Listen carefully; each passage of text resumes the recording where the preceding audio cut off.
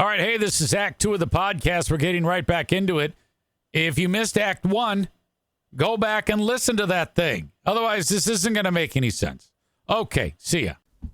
On the opposite side of the spectrum, we can now talk about what is going on in the great state of Michigan. By the way, thank you to Debbie CSM, that new person, who is now following on Twitch.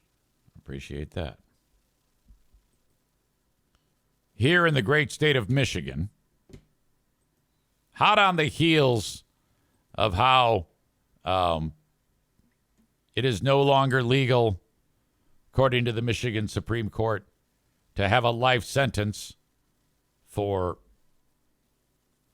18-year-olds, a mandatory life sentence. So in Michigan, if you're 18 and you slaughter a little old lady, you do not get a mandatory life sentence. If you murder a baby, you do not get a mandatory life sentence in Michigan. In fact, it was retroactive. Anyone 18 and under who did something horrible like that was resentenced. And there have been many instances, of people who were resentenced after they've already been in the prison for extended time, that they were set free. We had one of those stories on here. I forget who it was. It was some fucking idiot who says, "Oh yeah, I'm a changed man. Set me free," and they did.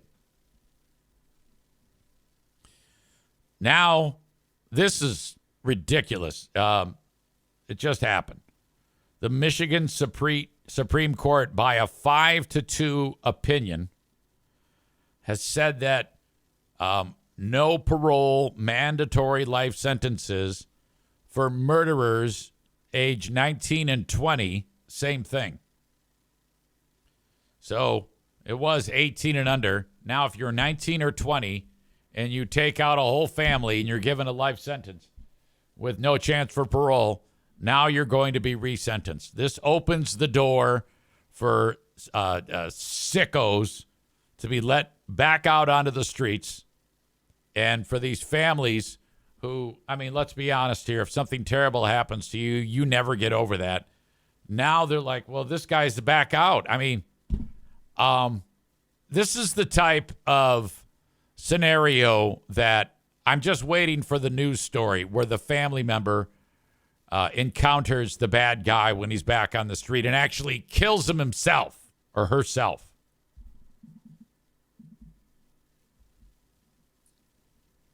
Hundreds of people will now be eligible to return to local courts to ask for a shorter sentence and an opportunity for freedom.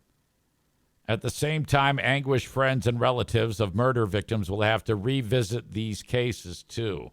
So they got to be in front of a judge or a sentencing board or a parole board and make their case and do all this bullshit because we're soft on crime. My God. I want to know about these judges. 7 judges in the Michigan Supreme Court who have said that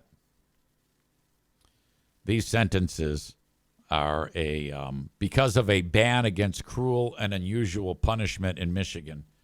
They had to do this. What a difference. El Salvador, they treat those criminals the way they should be treated. And here we're saying that's okay. Go out and roam the streets.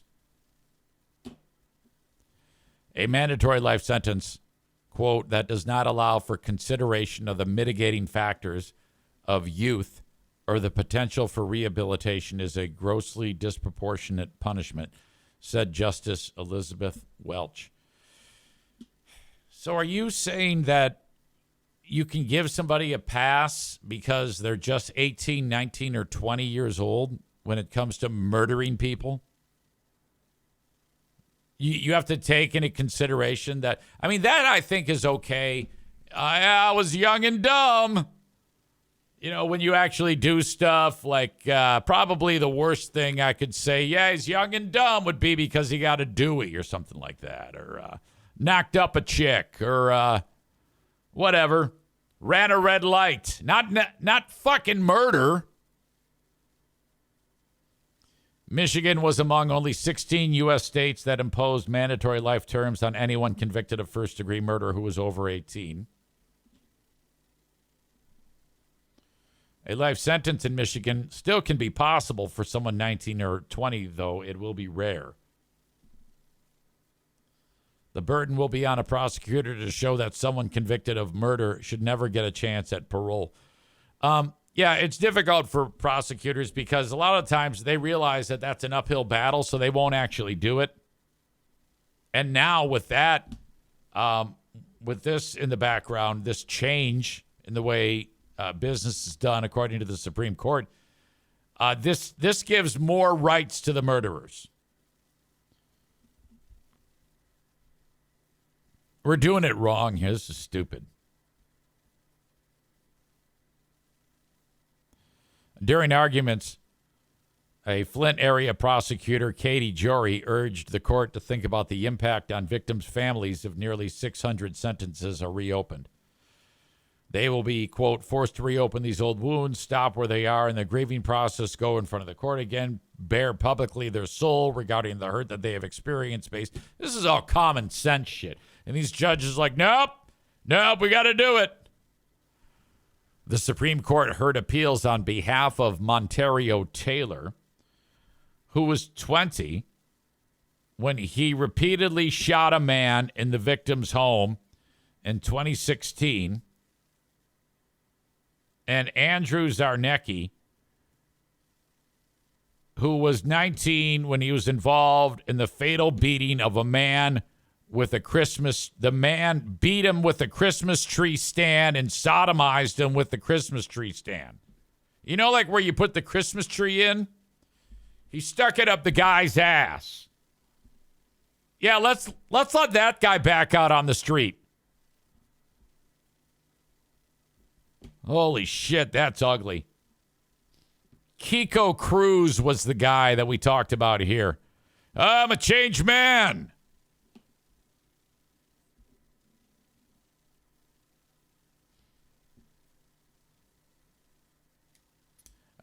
Chris was asking about the documentary. I will put it in the show notes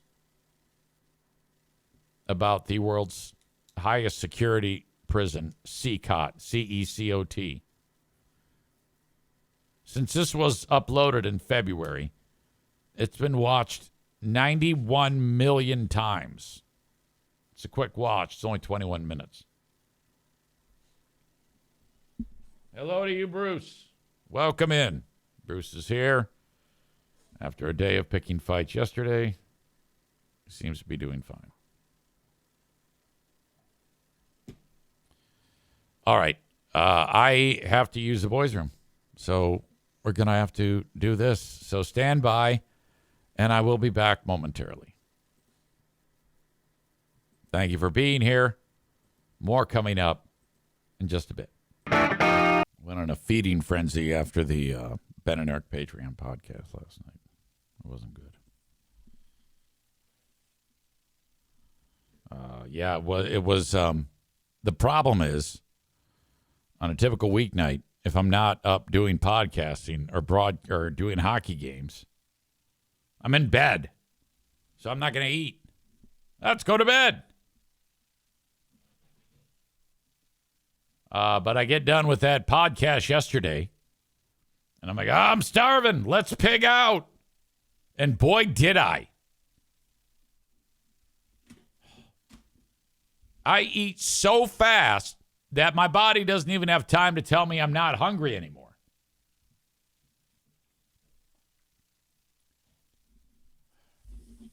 Such is life. I'll get through it. While I'm here, I was just checking out the situation up north at Fear Bunker North. And the areas still without power are diminishing, but it's still like really bad. There's still like 7,000 people that don't have power up there. And I guess there's something going on because this area, as you know, is known as in northern Michigan as a hard living line area. And these folks depend on their electricity as they would anywhere. But these people are doing some crazy shit because they don't have power. Now, this ice storm was a once-in-a-lifetime thing. They've never seen anything like it. The amount of people that are without power or were without power and still are. So you had a massive number of actual power lines, not just out, but down. The poles broken. And so you're looking at about 10, 11 states that had to send up the requisite crews and workers. The National Guard is doing food delivery. It's very, very bad. It's just shy of having it where, like, the president shows up to survey the damage. You know how that happens? Like, if there's a Hurricane Katrina or whatever the fuck happens, president shows up, he walks around, it's a photo op, he goes, all right, it's going to be all right, it's no problem, and then he leaves. This had potential to have that happen, but the president said, fuck that, I'm not going near those people. Now these people are seeking out the workers that are doing the work, installing new power poles, and then putting the lines up, connecting the lines, getting them energized, getting the people their power turned back on. The losers, some of the losers that live up there, are seeking out the utility workers and telling them that they're going to kill them. And now a northern Michigan sheriff is asking people to remain patient while that's happening, while they're restoring the electricity to the homes as we approach 2 weeks since that ice storm. More than 150,000 people were without power. That number's down to about 7,000 now. That's not bad. We understand it's been very difficult. I think I'll actually get the video of this sheriff trying to tell people to fucking quit being assholes.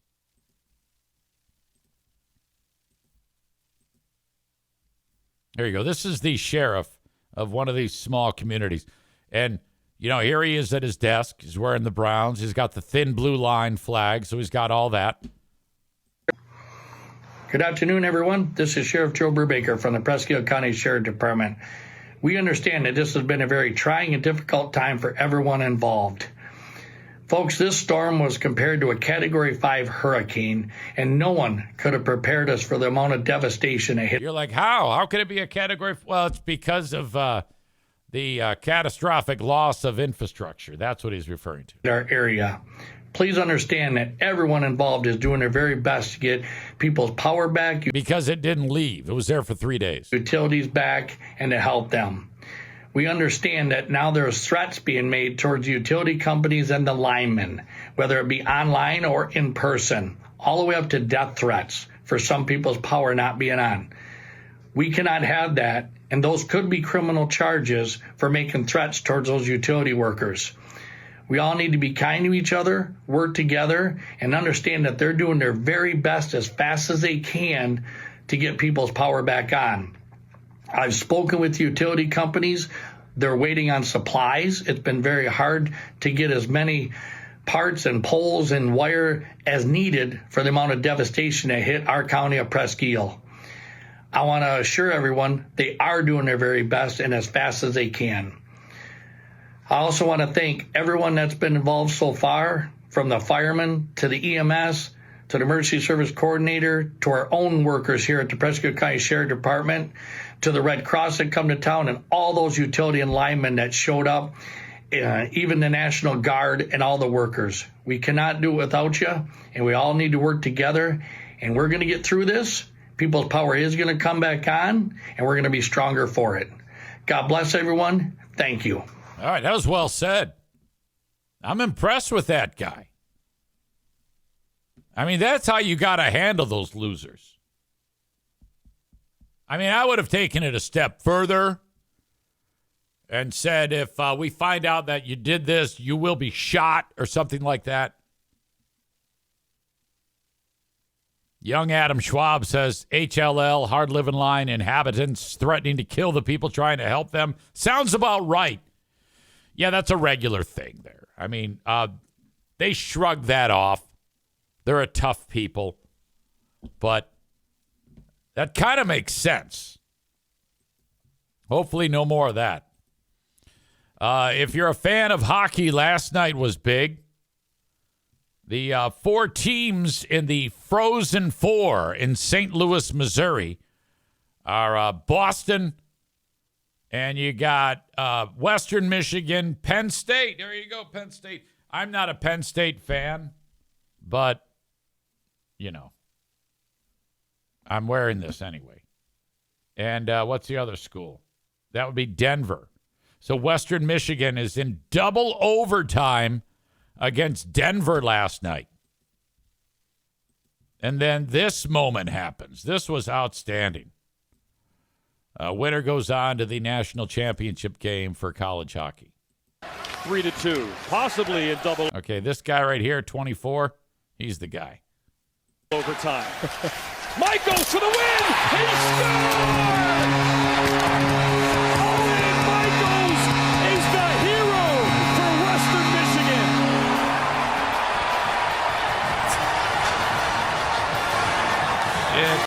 That was sweet. 3-2, possibly. This guy skating in. Right about now, he thinks he's got a shot because he's not covered. This guy back here, he's an idiot. What are you doing? Overtime. Mike goes for the win! He scores! Oh, no. Owen How can he possibly let is him the skate in hero like that? for Western Michigan. Woo!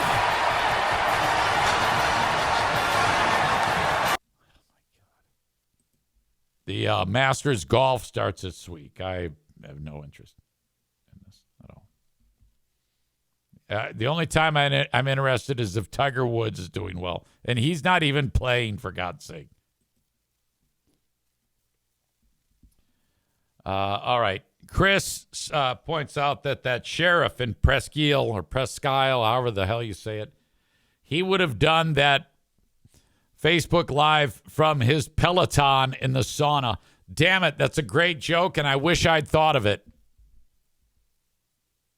Outstanding. I want to say hello to the sponsors that help make this show possible. First off, thank you to TC Paintball, online at tcpaintballgr.com. We have Paintball War number 24 coming up. June 1st, that is a Sunday, 4 p.m. start at TC Paintball. Reach out to me if you want in. Online at tcpaintballgr.com. If you want to book an event, Megan and the crew just went over there this week. Good group over there. If you've got some workplace team building you want to take care of, not to mention maybe somebody's birthday party or celebration or bachelor party, you can do it at TC Paintball. So much fun. Kuiper Tree Care. Thank you to, I think it was Stevie who said she's calling Kuiper Tree Care. Online at kuipertreecare.com, Kuiper treecare.com. Please mention me as you do with all of my sponsors, please. If you want them to take care of tree removal, stump grinding, tree risk assessment, storm cleanup, and so on and so forth, they are awesome at Kuiper Tree Care. You can find them online at kuipertreecare.com in West Michigan. Contact information right at the bottom of their website. Irvine's Auto Repair, Grand Rapids Hybrid and EV. Love them so much. They did an outstanding job repairing Madison's vehicle and helping me along with my decision to do some of the work by myself, which will be the spark plugs. I want to try that. Save a little money. And then when I ruin it, they will repair it again. They work on all cars, all EVs, all hybrids. They are the best. 616-532-6600. I marveled when it came down to the day that they fixed it. I think by like 9:30, I went through the email that they sent me to approve the work that I wanted done. And I approved the things like the brakes had to be cleaned and adjusted. And then the windshield wiper motor, solvent motor, had to be replaced. So I approved those. And then there was several things that I did not approve that I didn't want taken care of right now. From the time that I did that to the 90 minutes later, I get an email that says, hey, the car's done. I'm like, how the fuck? Like that windshield wiper solvent motor, that's the type of thing where you have to have like 5 people on the job, and you have to pop the hood, and you have to turn the wheel or pull the tire off, and then remove this, and then get your hand in there, and then 3 more hands have to hold on to this, and then you extract it. I don't know how they do that, frankly. And in the amount of time that they do it, too, they are the best. Don't just take my word for it. When you go to their website, ervines.com, you will see the numerous positive reviews that are there for Irvine's Auto Repair, Grand Rapids Hybrid and EV. Right now, I'm going to on the chat, put a link to sign up for Monday's Kids Food Basket, 6 p.m. to 7:30 shift that I will be at. Now, when I signed up yesterday, this is with Adam Kasari, the realtor of choice. Adam's having his birthday party at Kids Food Basket, volunteering. So I said, I'll go too. So just click that link if you want to join me. There's only 3 spots left when I signed up. So if you want to join me, it's a team of about 20 people. We'll be working, making sack lunches for school-aged children to have during the week. We've done this before, but I'm kind of piggybacking with Adam Kasari, the realtor of choice, on the Eric Zane Show podcast. And so that's cool. Which, by the way, I had a conversation with Sexy Adam, who, this was a conversation I had with him. By the way, my car is limited late model. You said super modified on the air the other day. LOL, no biggie. So he is the driver of the limited late model 9K car at Berlin Raceway.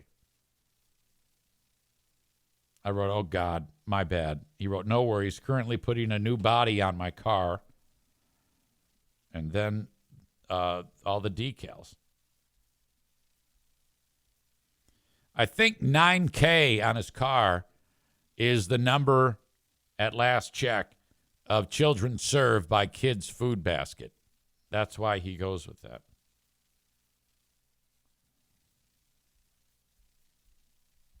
He also writes, once I get done with this, let's get that interview scheduled. I said, I'm glad you texted. It reminded me to sign up for your Kids Food Basket event. I just signed up. He writes, single and ready to mingle had me dying laughing. LOL, LOL. Then I said, this one chick totally wants the bone. I think she's your age, and she's very powerful. She might kill you. And I was referring to Rebecca. And he wrote, increase life insurance. Noted. LOL. So there you go, Rebecca. I just broke the ice. It's up to you to seal the deal. Okay? And that's what she wrote. She says, did you tell Adam I said hello? Well, yeah. I mean, obviously.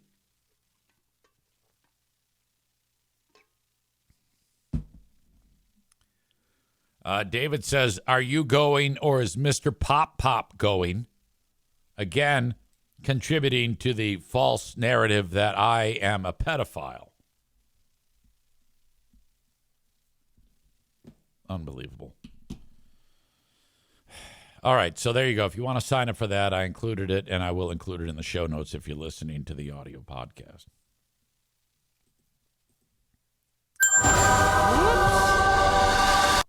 The hell am I doing?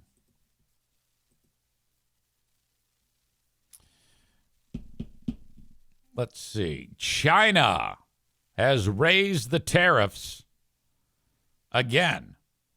They are at now 125% after the U.S. did the same thing.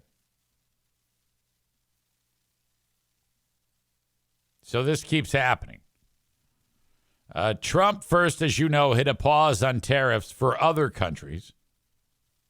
China said it would fight the American tariffs with its own countermeasures, calling Trump's actions economic bullying, which led Trump to retaliate by continuously hiking up the tariffs.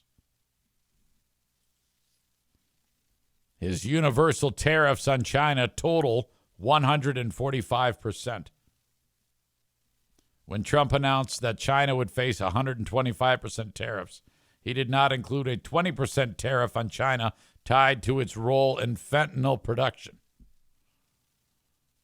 All right, so you see what he's doing there. He's like, all right, I'm going to give you another 20 because you're making so much fentanyl that's coming into the U.S. You need to crack down on the unsavory characters who are making all the fentanyl that is being shipped into the U.S.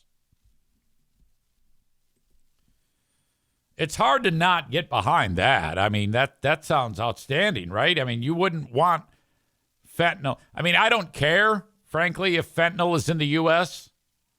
because I don't do fentanyl, and I don't know anybody who does. But, I mean, knowing my luck, somebody will. And then I'll be feeling like an asshole because I said such a ridiculous statement.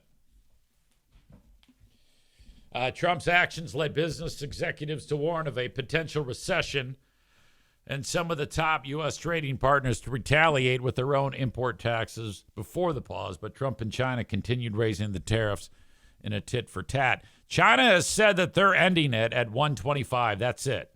No more. I would like to see a list of things that the U.S. imports to China because that's who's going to end up feeling it. You know, whatever it is that you make and that is sent off to China, whoever is making that, those people now need to pay a lot more money just to get their stuff into China.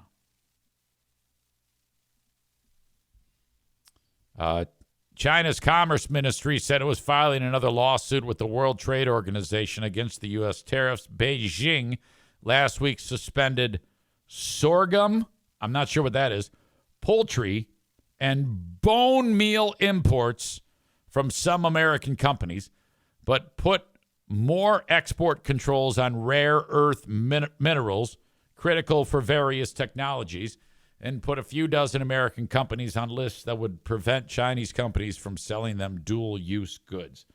The stock market, again, went in the toilet yesterday.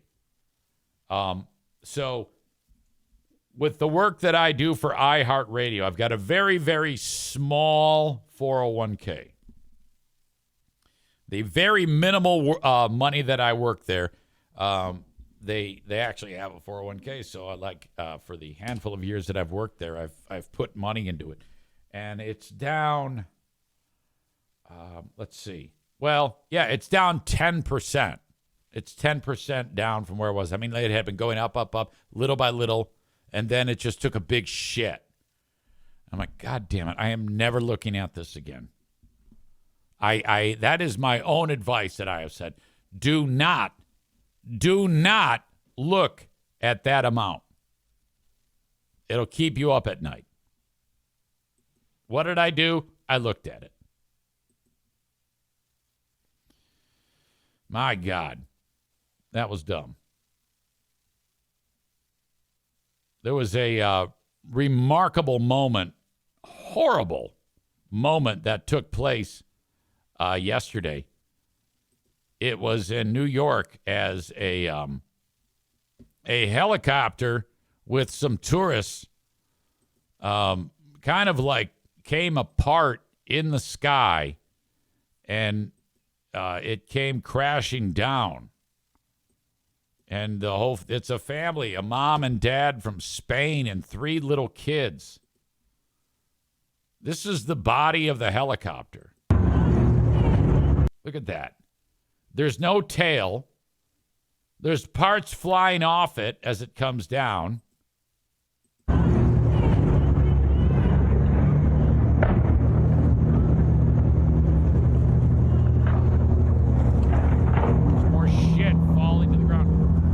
They're not sure what happened. Trump is probably going to blame it on DEI. I think that's in the playbook. Wasn't that how it went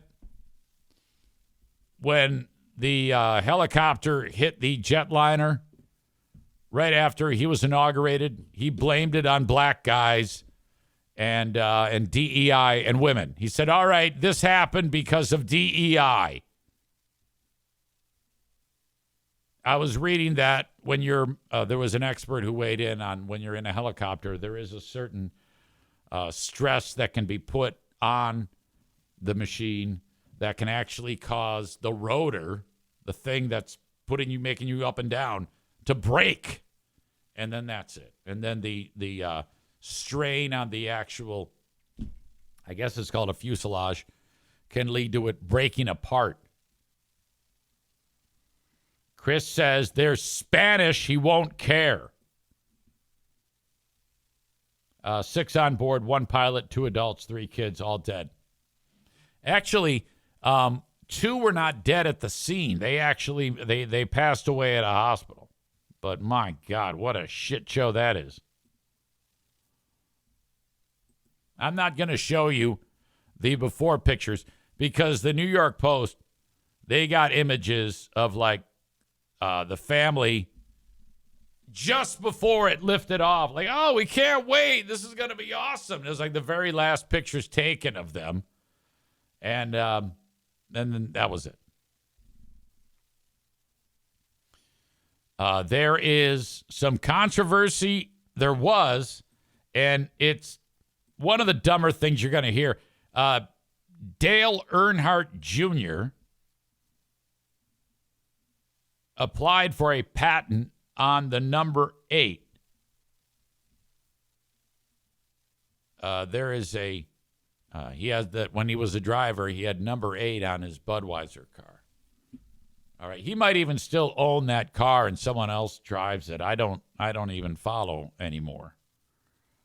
But Dale Earnhardt Jr., regarding the 8 with that, the way it looks on his car, like the font, there's a difference between Dale Earnhardt Jr.'s number 8 and any other number 8.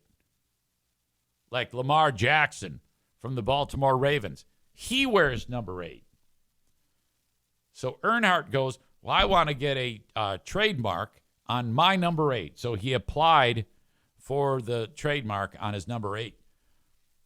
Well, I guess that Lamar Jackson, he already has a trademark on number 8, his own number 8. But his number 8 is not like Dale Earnhardt Jr.'s number 8. But he still challenged Dale Earnhardt Jr.'s number 8, though it's not the same number 8. And Earnhardt Jr. backed off. He said, oh, all right, well, I withdraw my attempt to secure a trademark for my very different number 8. And I don't know why he did that. He should have fought the good fight. Who the fuck gets a trademark on number 8, by the way? I mean, I guess. I can understand for the brand you can do that.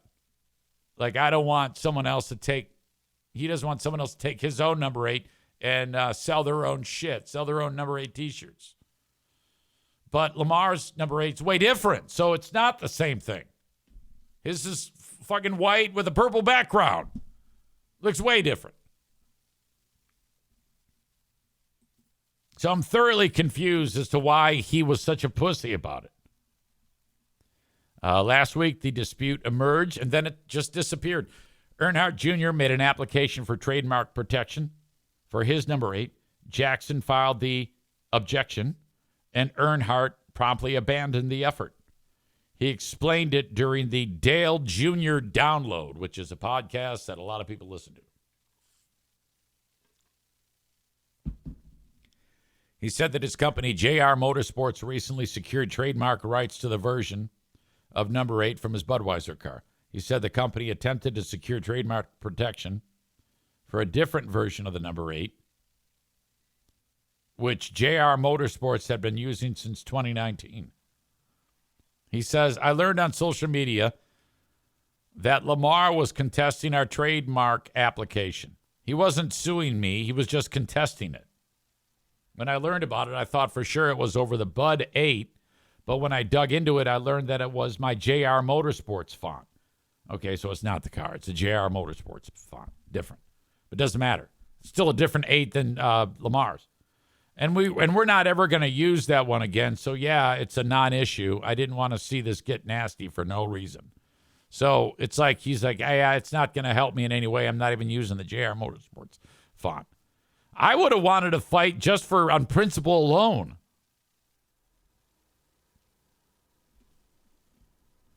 That's pretty silly.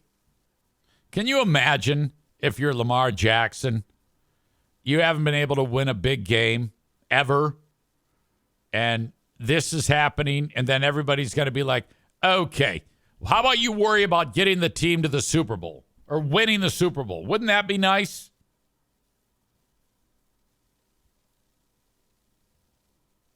I don't know. All right, that whole thing is silly. All right. Let's see. Do I have anything else for you? I really don't. I'm going to check the comments. China is used to just doing whatever they want. David asked the question about our helicopter friends. Are they okay? No, they're not okay. Yoda World's just getting a hold of that joke.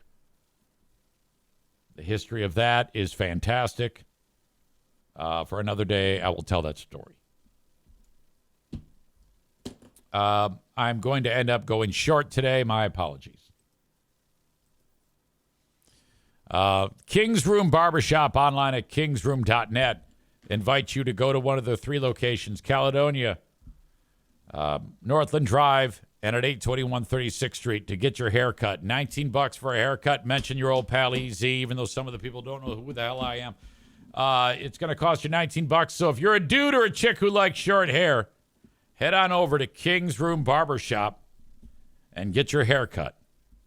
If you go to their website, kingsroom.net, there's hours, exact locations, and schedules. When it comes to getting a healthcare.gov insurance policy, reach out to Frank Fuss at buyinsurancehere.com from anywhere in the U.S. Frank will help you out. Buyinsurancehere.com. You have 4 days until the tax deadline. If you get in touch right away, you can get your taxes done by Tag Accounting. There's still time.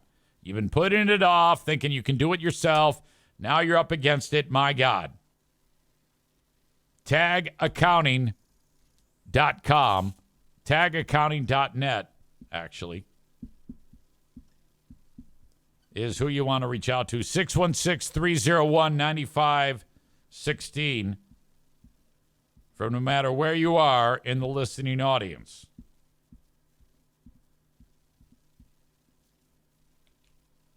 It's time for the Asshole of the Day, brought to you by TC Paintball. Rebecca says, Asshole of the Day is me for not doing my taxes yet. Oh, God. Call Troy. He'll help you out and get it done for you. 616-301-9516. Your Asshole of the Day, the Michigan Supreme Court, for saying, yeah, if you're 19 or 20 and you slaughtered somebody, you can't be given a mandatory life sentence with no parole. That is the dumbest thing I've ever heard. You are not dumb, though. Thank you so much for being here. That is my time. I'll be back with another free podcast coming up on Monday. The Patreon gets started a little later on right here, patreon.com/Eric Zane. Thanks again for being here, folks, and I'll talk to you later. Bye-bye.